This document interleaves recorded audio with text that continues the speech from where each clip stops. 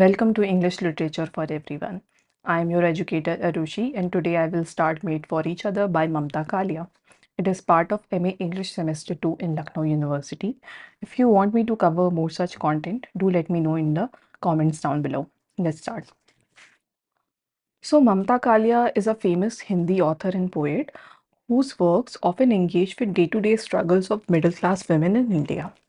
Her father, who used to work in Akashvani, had a significant impact on her life. She won Vyas Samman for her novel Dukham Sukham in 2017.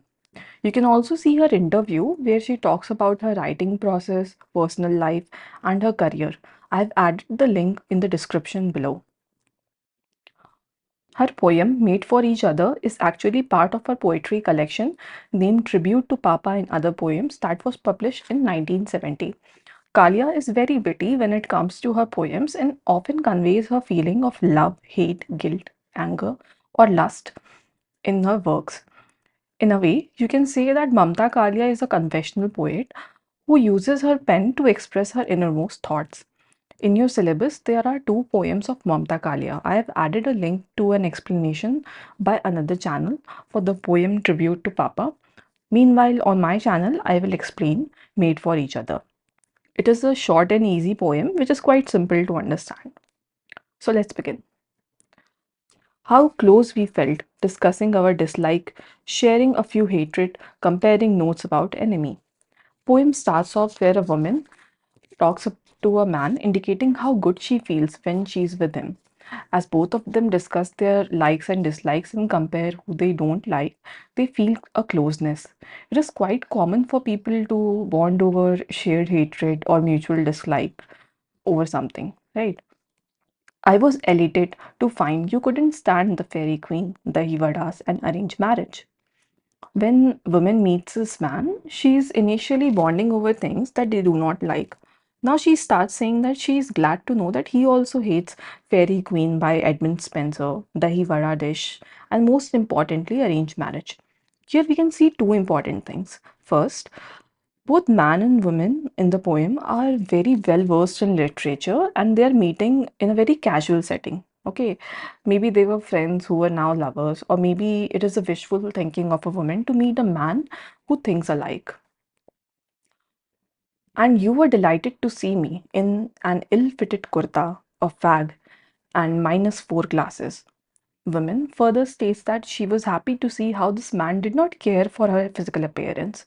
He did not judge her for her ill-fitted clothes, a cigarette in her hand. Fag means cigarette. A cigarette in her hand and a thick powered glasses. Since the poem was published in 70s, I'm assuming that the author was not talking about the sleek rimmed glasses that we have today. Also, these lines convey that the man looks at the woman beyond social standards. He does not see her using a cigarette as a bad thing or is intimidated by her knowledge of literature. You said you hated pretty girls. They were dull, silly, and egoistic. The man, in turn, explains that the reason he does not go after women who are beautiful because they oftentimes they are very obsessed with their appearance. Instead of tending to their mind with knowledge, they remain dull and egoistic. From these lines, we can observe two important things. The girls are held at a higher social standard to look good, to secure a good man. Secondly, they are actively discouraged in society to learn and grow as a learned person. Simultaneously, in these lines, we see importance of communication and mutual interest in building a relationship. If a couple does not have a common topics to talk about, they often grow apart. I said, boys, they are horror. They go side buns and weigh so little. Now woman says that she does not like other young men because they only grow their beard and start acting like an adult. Here the line, weigh so little, can be interpreted as hollow from within. Other men, as author states, often appear like an adult, however, they lack emotional sensibility to act. Through these lines, we can also assume that the woman in the poem is perhaps younger than the man.